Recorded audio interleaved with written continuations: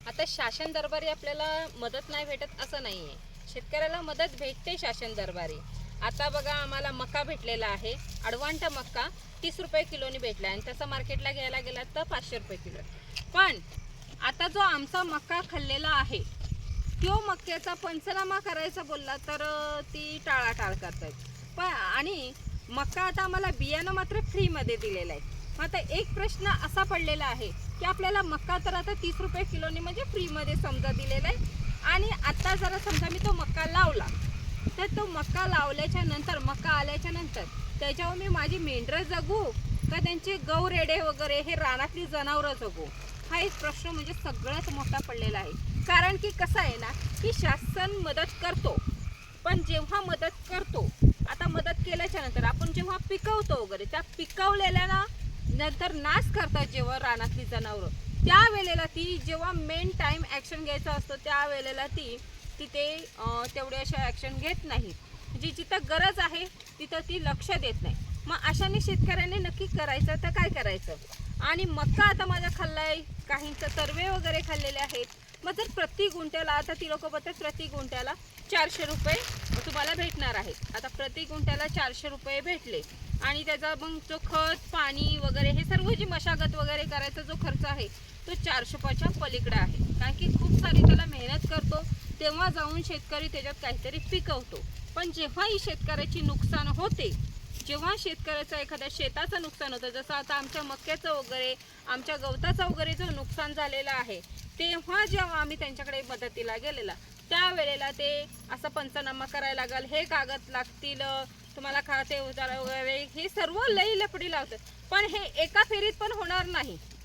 ह्याला 4-5 फेऱ्या करायला लागतील. त्याच्यानंतर मग त्या फेऱ्यांचं जर येणं जाणं सबजचं भाडं वगैरे लावलं तर ते कितीतरी पलीकडे होत आहे. ती लोक जी मदत करतायत त्याच्या अनेक डबल होते. मग ही मदत आपल्याला कुठल्या आणि कशा प्रकारे करतायत, का आपली जनावरं जगवायला आपल्याला ती फ्रीमध्ये देत आहेत की त्यांची जनावरं जगवायसाठी आपल्याला मेहनत करायला लावतायत. आता कसं आहे ना की त्रास कोणाला नाही आहे. शेतकऱ्याला पण त्रास आहे, नोकरी करण्याला त्रास आहे, रूम घेतो नवीन त्यालाही त्रास आहे.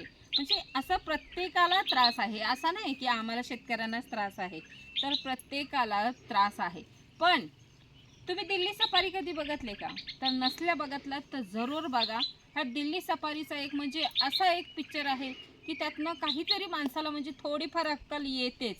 पण ही जेव्हा आता आमच्या खेडेगावाकडं आता प्रत्येक खेडेगावाकडे ह्या रानातल्या जनावरांचा जो त्रास आहे तो त्रास होतोय, तो असा आम्हाला म्हणजे असं झालंय की आम्हाला असं आठवायला लागलंय की ही आपल्याकडे दिल्ली सफारी होत आहे.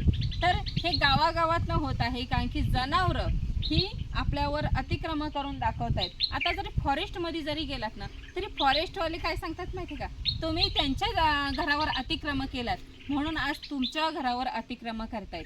कारण की तुम्ही जे पिकवताय वगैरे नाश वगैरे करताय. कारण की शहरात बघा, आता शहरात काही ठिकाणी जी डोंगरं होती जंगल होते ते तोडून तिथे चांगले चांगले मोठे मोठे टॉवर बिल्डिंगी वगैरे झालेले आहेत, काही हॉटेल वगैरे झालेले आहेत. मग असे जे काही झालेले आहेत मग तिथली जी जंगलं आहेत ती तोडलेली आहेत. मी तिथली जी जनावरं वगैरे आहेत ती मात्र आता खेडेगावांकडे वगैरे अशी निघालेली आहेत. आता काही ठिकाणी शहरातनं बिबट्या वगैरे असं वेगवेगळी म्हणजे गौरेडे वगैरे असे दिसतात.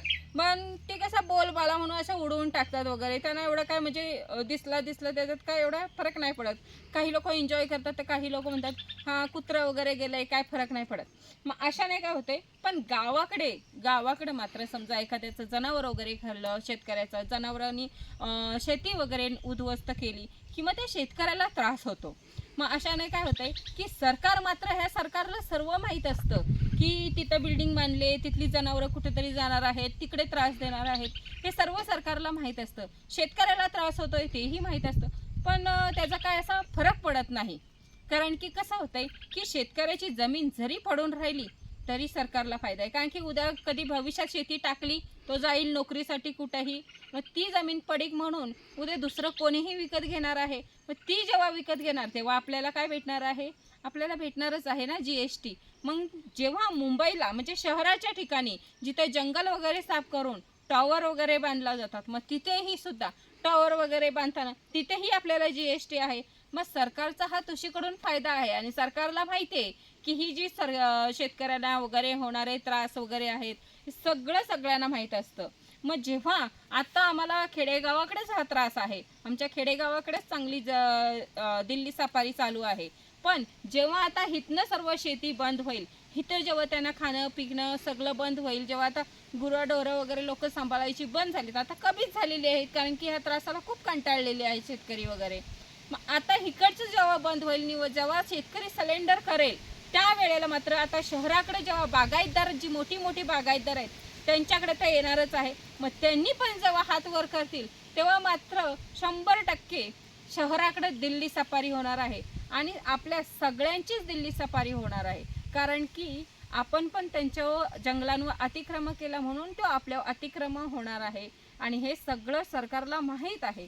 पण सर्व अगदी सण चाललेलं आहे, कोणाला कणाची पडलेलीच नाहीये. तुझं नुकसान होते होऊ दे तिकडे, आपल्याला काही पडले नाही. पण सगळ्यांनी लक्षात मात्र ठेवा, आपल्या सर्वांची दिल्ली सफारी मात्र 100% होणार आहे.